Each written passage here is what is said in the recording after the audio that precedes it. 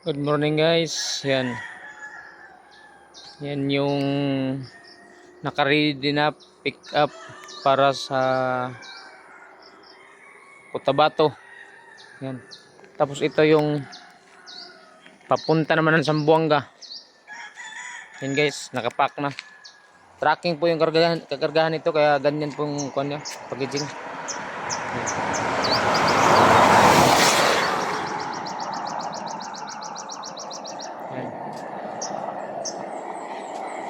Yan, available yan.